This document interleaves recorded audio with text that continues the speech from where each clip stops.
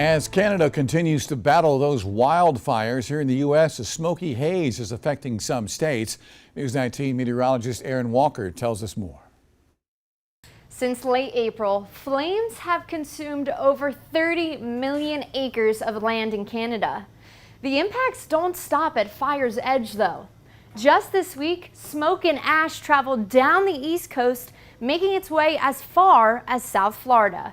Hazy skies are more than just an inconvenience. Fine particulate matter, or particles smaller than 2.5 micrometers in diameter, are present in the smoke. These particles are easily inhaled and can penetrate deep into the respiratory system. The EPA reports that exposure can cause coughing, throat irritation, and difficulty breathing. For vulnerable individuals, it can even result in hospital admissions. Over the long term, chronic respiratory diseases and cardiovascular problems become more likely.